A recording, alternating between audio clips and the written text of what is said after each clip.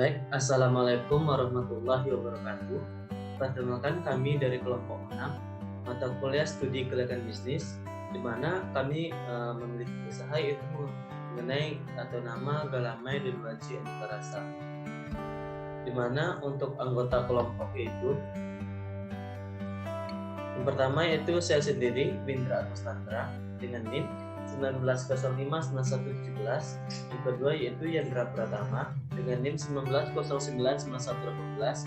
Yang ketiga yaitu Yola Mentari Hanifah dengan NIM 19059119. Yang keempat yaitu ada Aldo Yarsitulfa dengan NIM 19059127. Dan yang kelima yaitu ada Anggi Agustina dengan NIM 19059130. Nah, untuk pembagian materi dalam presentasi mengenai mata kuliah studi kegiatan bisnis ini, yang pertama itu nanti saya akan menjelaskan mengenai aspek pasar dan aspek pemasaran. Nanti yang kedua yaitu akan dijelaskan oleh Yandra mengenai aspek pemasaran, aspek operasional. Yang ketiga yaitu yang akan dijelaskan oleh Yola mengenai aspek manajemen dan sumber daya manusia. Yang keempat itu yang akan dijelaskan oleh Aldo mengenai aspek eksternal. Dan yang kelima yang akan dijelaskan oleh Agi mengenai tentang aspek keuangan. Baik, yang pertama saya akan menjelaskan mengenai aspek pasar. Nah, pada aspek pasar ini dari kelompok kami memilih menggunakan metode benchmarking, di mana yaitu memilih bisnis yang relatif dengan identik melalui bisnis yang akan didirikan. Nah, kelompok kami ini memiliki produk yang sudah ada persaingannya yaitu Galamai dan Waji. Jadi pada kelompok kami ini akan menggunakan metode benchmarking, marking, dan peramalan potensial pasar untuk menganalisis aspek pasar dari produk tersebut. Nah, berikut ada dua metodenya. Yang pertama, produk Galamai dan Waji ini merupakan salah satu jajanan tradisional yang sudah dapat dijumpai oleh para wisatawan yang datang ke Sumatera Barat dengan menjadikan sebuah oleh-oleh atau buah tangan untuk bawa lagi pulang ke daerah masing-masing. Nah, yang kedua, pada umumnya yang menjual Galamai dan Waji ini sudah jarang ditemukan, sehingga nanti para peluang untuk membuka usaha ini akan menjadi besar karena menjadi pusat perbelanjaan oleh-oleh khas daerah tentunya dengan harga yang terjangkau. Nah, gambaran aspek pasarnya itu yang pertama jumlah konsumen sebanyak 500 orang. Yang kedua, pendapatan dari rata-rata konsumen itu kami anggarkan sebesar Rp500.000. Yang ketiga yaitu jumlah pesaing dari bisnis ini yaitu sebanyak 5. Yang keempat, besar pendapatan yang dialokasikan untuk berbelanja yaitu 60% dari pendapatan rata-rata konsumen. Jadinya 60% dari Rp500.000 yaitu yang hasilnya yaitu Rp300.000. Kelima, kemungkinan berbelanja yaitu 40% dari besar pendapatan yang dialokasikan, yaitu 40% dikalikan dengan Rp300.000 sama dengan Rp120.000. Yang keenam yaitu potensi pasar, yaitu Rp120.000 kali 500 atau kemungkinan berbelanja dikalikan dengan pendapatan rata-rata atau dikalikan jumlah konsumen, yaitu hasilnya sebesar Rp60.000.000. Ketujuh, potensi penerimaan. Potensi penerimaan yaitu potensi pasar dibagi dengan jumlah pesaing, yaitu Rp60.000.000 bagi 5, yaitu hasilnya sebesar Rp12.000.000. Yang kedua yaitu mengenai aspek pemasaran. Nah, pada aspek pemasaran itu yang pertama itu mengenai segmenting, targeting, dan positioning. Nah, yang pertama kita akan membahas segmenting. Nah, pada produk kami ini akan memilih segmentasi pasar diantaranya yaitu yang pertama segmentasi berdasarkan geografis. Nah, untuk segmentasi berdasarkan geografis ini kelompok kami akan memilih tempat yaitu pada di Kabupaten Solok. Nah, yang kedua yaitu segmentasi berdasarkan demografis, di mana pada segmentasi berdasarkan demografis ini terdapat 3 bagian. Yang pertama yaitu usia. Nah, untuk jajanan atau makanan ini pada umumnya yang akan dibeli yaitu oleh yang berusia 17 tahun ke atas. Yang kedua yaitu jenis kelamin. Untuk jenis kelamin sendiri pada umumnya produk ini dibeli oleh wanita. Yang ketiga yaitu pendapatan.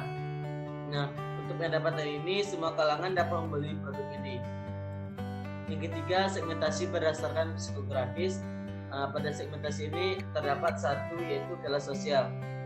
Nah, untuk kelas sosial ini produk kami bisa dibeli oleh semua kalangan, baik itu kelas sosial tinggi maupun sampai ke kelas menengah dan bawah. Yang keempat yaitu segmentasi berdasarkan perilaku. Pada segmentasi berdasarkan perilaku ini terdapat 3 juga bagian. Yang pertama yaitu pengetahuan. Produk ini dapat mengenalkan kepada masyarakat, terutama pada generasi muda, seputar makanan jajanan tradisional Minangkabau yang sudah jarang ditemukan tentunya pada saat zaman sekarang ini. Nah, yang kedua yaitu mengenai sikap. Kita sebagai generasi muda sudah seharusnya untuk melestarikan makanan jajanan tradisional Minangkabau ini yang sudah mulai langka, sehingga nantinya makanan ini ada turun-temurunnya kepada generasi-generasi berikutnya. Yang ketiga yaitu kegunaan. Nah, kegunaan dari produk kami ini itu dimanfaatkan sebagai buah tangan atau juga bisa disebut oleh-oleh bagi para perantau maupun para wisatawan yang datang ke Minangkabau atau ke Sumatera Barat. Yang kedua, targeting. Nah, target konsumen produk kami ini adalah yang berada di wilayah Sumatera Barat dan juga yang berada di luar Sumatera Barat. Untuk wilayah Sumatera Barat sendiri yaitu target produk ini adalah wilayah Kabupaten Solok, di mana pusat-pusat kami ini berada di Kabupaten Solok. Dan untuk wilayah luar Sumatera Barat, target untuk produk kami ini supaya menarik para wisatawan dari luar untuk membeli jajanan khas Minangkabau ini yang sehingga nantinya dijadikan buah tangan atau oleh-oleh untuk mereka pulang ke asal mereka. Yang ketiga, positioning. Nah, keunikan pada produk kami ini terdapat pada jenis varian rasanya yang berbeda dari produk wajik pada yang lainnya. Nah, pada produk kami ini umumnya hanya memiliki rasa original. Namun pada usaha kali ini kami menciptakan rasa baru yaitu rasa pandan dan jahe. Nah, dengan adanya rasa baru tersebut akan dapat menarik para konsumen baik yang berada di dalam wilayah maupun di luar wilayah. Yang selanjutnya itu mengenai analisis TOS, yaitu analisis yang pertama itu strength. Harga produk kami ini terjangkau dan disukai oleh semua kalangan. Yang selanjutnya weakness, produk kami ini karena baru sehingga belum mendapatkan izin DPOM dan dinas kesehatan. Selanjutnya peluang dari usaha kami ini yaitu karena produk masih langka sehingga nanti memiliki peluang yang tinggi untuk dapat berkembang. Yang ketiga yaitu strategi SO. Nah, dengan adanya produk yang terjangkau dan masih belum banyak ditemui, memungkinkan untuk produk kami berkembang dan berdaya saing tinggi. Selanjutnya itu mengenai strategi WO. Pada saat ini usaha kami yang belum mendapatkan izin dari BPOM maupun dari dinas kesehatan, dan untuk ini dapat diatasi dengan adanya legalitas binaan UMKM dari daerah Kabupaten Solok, sehingga nanti usaha kami ini mendapat jaringan produk yang nantinya bisa kami kembangkan. Selanjutnya itu mengenai trade. Nah, untuk produk ini mudah ditiru oleh kompetitor manapun. Yang selanjutnya itu strategi SD. Meskipun produk kami ini mudah ditiru oleh kompetitor, namun dengan harga yang berbeda-beda pada produk kami ini, yaitu harganya yang sangat terjangkau sehingga menjadi keunggulan dari produk ini untuk dapat bersaing. Selanjutnya yaitu strategi WT. Nah, dengan adanya legalitas binaan UMKM produk sehingga nanti memiliki keunggulan dibandingkan kompetitor lainnya yang tidak memiliki legalitas binaan dari UMKM. Nah, yang ketiga yaitu marketing mix. Yang A yaitu produk, ya, strategi produk yang dapat kami terapkan atau kami lakukan pada produk ini, yaitu pengembangan produk ini di mana nantinya menciptakan branding merek, menciptakan kemasan yang lebih menarik, dan desain label yang akan dapat menarik perhatian para konsumen. B yaitu harga.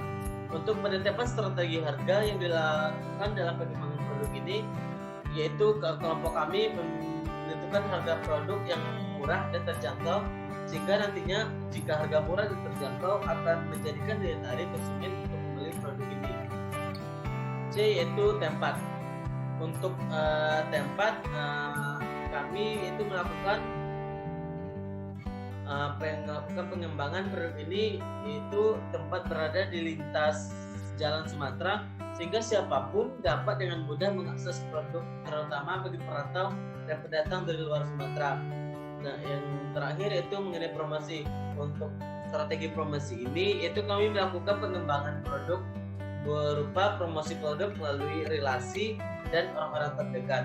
Nah, sehingga nanti dengan promosi ini membuat orang-orang jadi penasaran sehingga ingin mencoba produk ini. Baiklah, itu yang dapat saya sampaikan. Selanjutnya akan dijelaskan oleh rekan saya, yaitu Yendra Pertama. Kepada Yendra Pertama, saya persilahkan. Baiklah, sekian materi dari saya. Terima kasih dan dikembalikan kepada moderator. Seperti yang dimana sebelumnya, yaitu produk kami ini adalah galamai dan wajik aneka rasa, yang dimana pada lokasi bisnis yaitu terletak di Jorong Bantohili, Kecamatan Pantai Cermin, Kabupaten Solok, Provinsi Sumatera Barat, dan lokasi non pabriknya yaitu Jalan Padang Muaro Labuh, kilometer 99. Dari kapasitas produksi, yang dimana pada kapasitas produksi ini dari wajik maupun galamai, yaitu kami masing-masing per minggunya memproduksi sekitar 100 pieces, yang dimana kalau dari per bulannya bisa sampai dengan 800 pieces produksi untuk usaha galamai dan wajik ini. Nah, dari proses produksinya, yang dimana dari bahan wajik ini seperti yang kebanyakan, mulai dari kelapa parut, beras ketan, gula pasir, daun pandan, jahe, dan bahan pelengkap lainnya. Nah, dari bahan galamai, yang dimana yaitu ada santan kelapa, tepung ketan, gula tebu, daun pandan, kacang tanah, dan bahan pelengkap lainnya, yaitu hampir-hampir sama dengan kebanyakan usaha-usaha wajik dan galamai di Sumatera Barat ini. Nah, dari cara membuat wajik, yang dimana seperti yang kita ketahui, yaitu yang pertama bisa memarut kelapa, lalu masak bersama gula pasir dan masukkan bahan pelengkap lainnya seperti yang telah tertera di atas. Nah, kemudian selanjutnya itu ada kukus beras ketan setengah matang. Setelah itu masukkan beras ketan yang telah dikukus ke dalam bahan-bahan yang sudah dimasak sebelumnya. Kemudian aduk hingga matang. Biasanya pada proses ini berlangsungnya selama 2 jam. Nah, hal ini bertujuan untuk menghilangkan kandungan air pada wajik. Kemudian setelah matang lalu didinginkan dan wajik tersebut bisa untuk dikemas. Nah, dari cara membuat galamainya, yang pertama itu ada masukkan santan kelapa bersama tepung ketan yang sudah diaduk terlebih dahulu dan bahan pelengkap lainnya. Nah, di sini perlu digarisbawahi bahwa aduk hingga merata agar dimana galamai tersebut bisa meresap ke dalamnya. Nah, kemudian yaitu ada rebus gula tebu hingga mencair. Masukkan gula tebu ke dalam adonan tadi lalu aduk hingga matang. Nah, dalam proses memasak galamai ini biasanya berlangsung selama 3-4 jam. Lebih lama dari proses pembuatan wajik biasanya. Nah, yang selanjutnya yaitu setelah matang, dinginkanlah galamai tersebut dan galamai pun siap untuk dikemas.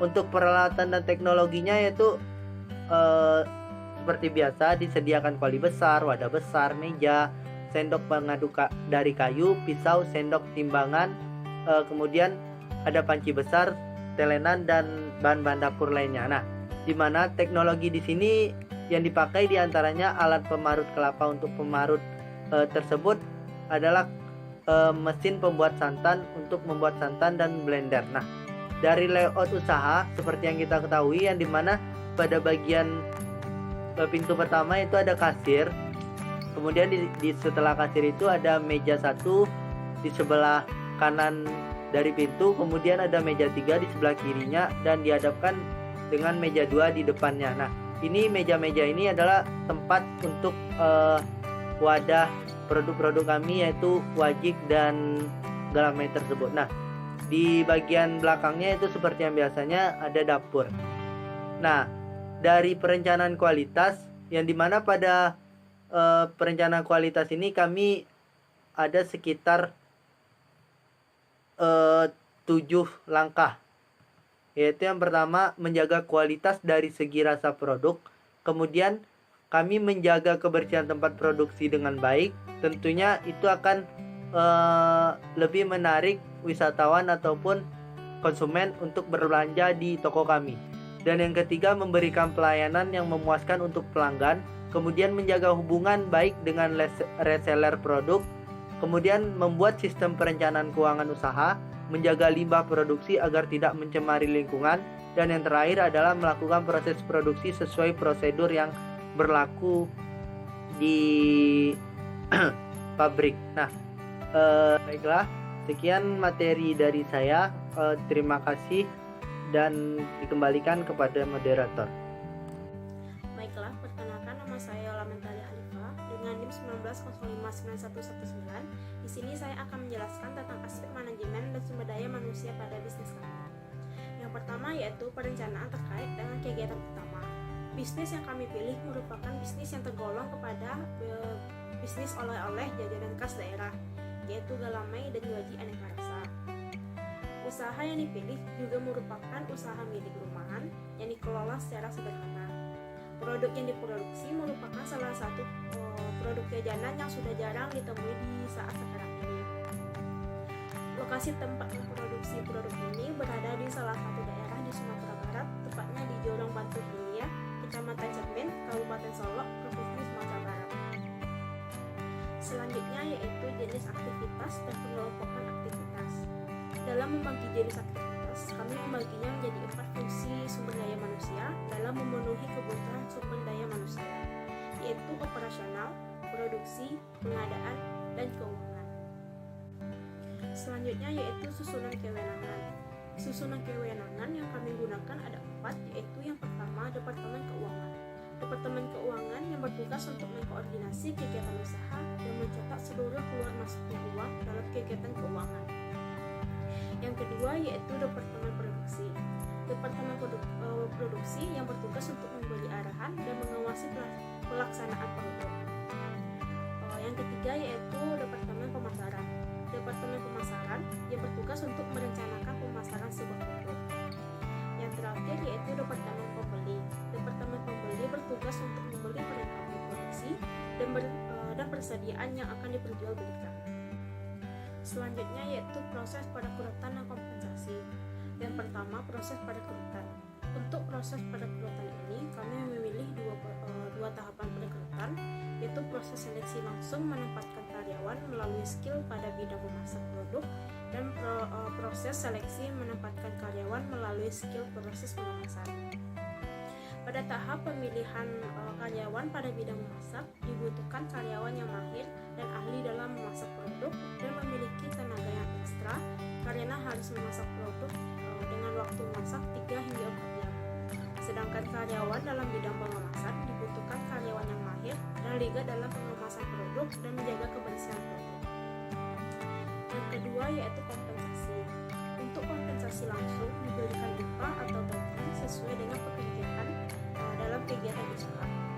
Dan kompensasi tidak langsung hanya diberikan kompensasi pekerja seperti kecelakaan dalam bekerja. Yang terakhir yaitu menentukan biaya pada setiap proses. Pada biaya perekrutan, kami tidak memerlukan biaya yang banyak, tetapi pada biaya gaji dan upah manajemen dan karyawan, kami akan menggaji karyawan sebesar 150.000 per minggu. Di sini kami juga memberikan bonus apabila ada pemesanan produk.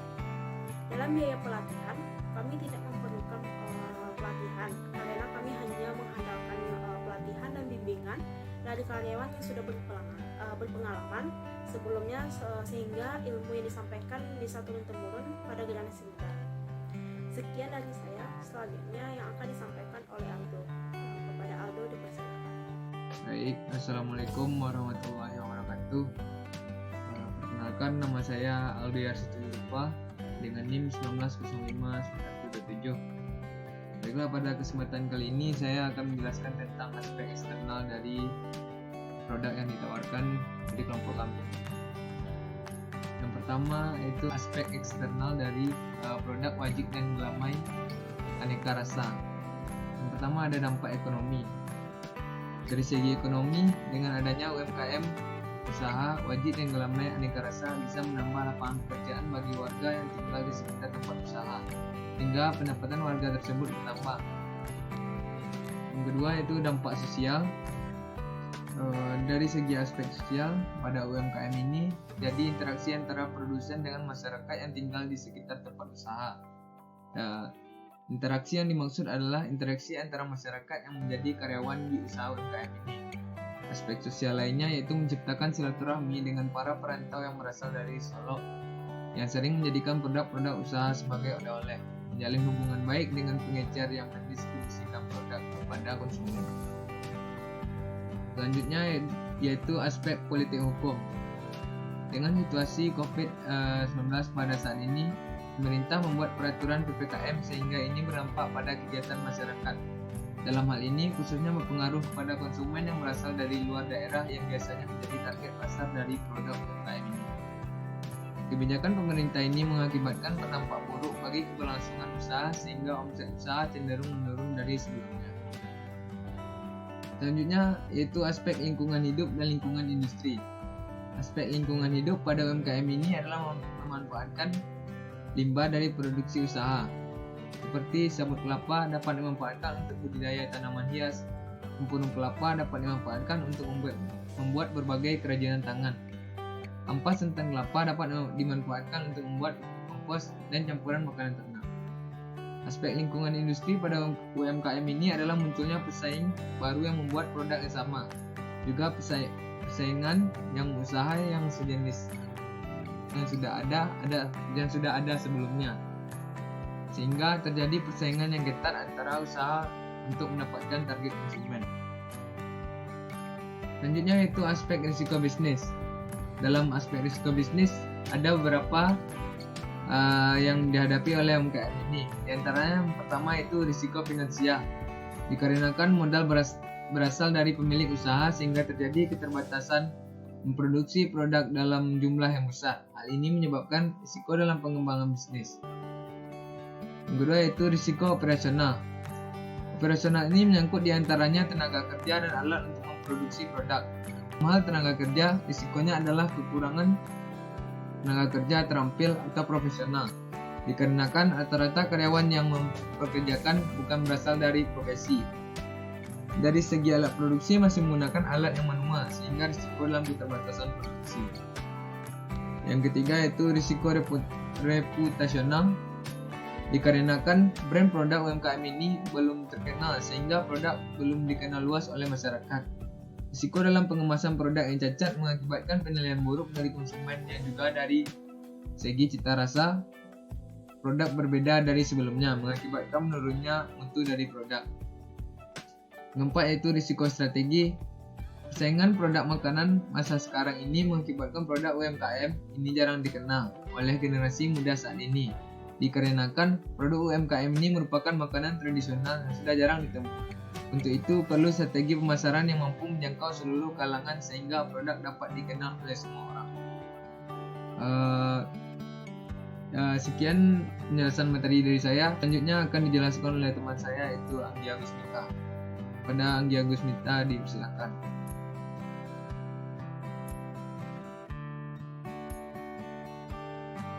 Assalamualaikum warahmatullahi wabarakatuh. Saya Anggia Gusmita. Pada kesempatan kali ini akan menjelaskan tentang aspek keuangan pada wajib dan gelamai aneka rasa. Yang pertama, kebutuhan investasi akan aktiva tetap.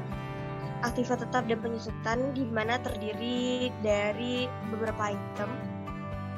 bisa dilihat, yaitu diantaranya ada kuali besar, meja panjang, talase, tong sampah, bola lampu, pisau, saklar, dan sendok kayu.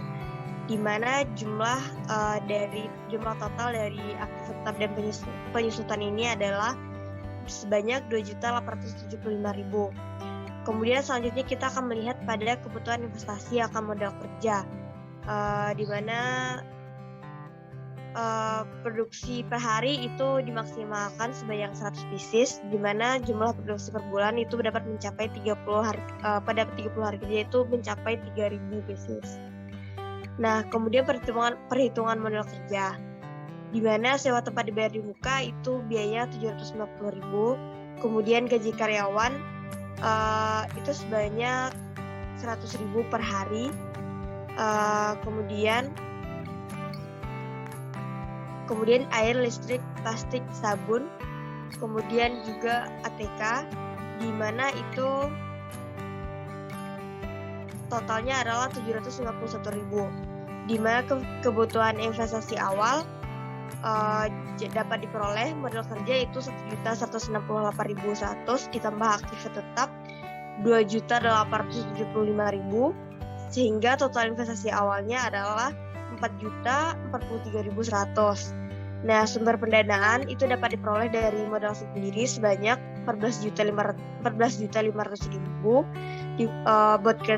buat kontrainer itu 3 juta, kemudian per KK 1 juta, kemudian persediaan kas itu 10.500.000. Jadi pinjaman utang bank atau modal kerja itu 25 juta. Jadi total pendanaannya adalah 39.500.000. Kemudian menghitung besarnya pinjaman bank untuk non-bank untuk modal kerja. Kas yang tersedia itu 25 juta. Tinggal alokasi dana atau pengeluarannya, di mana itu buat kontrainer 30 juta. Kemudian maksudnya buat kontrainer itu 3 juta. Total jadi pengeluarannya adalah 22 juta. Sisa kas itu 17.500.000, di mana kebutuhan modal kerjanya adalah 35 juta. Kekurangan untuk modal kerja itu sebanyak 17.500.000. Jadi itulah aspek dari keuangan wajib dan gelame aneka rasa. Baik, itulah sekian yang dapat dijelaskan dari kelompok 6. Salah dan kurangnya, Assalamualaikum warahmatullahi wabarakatuh.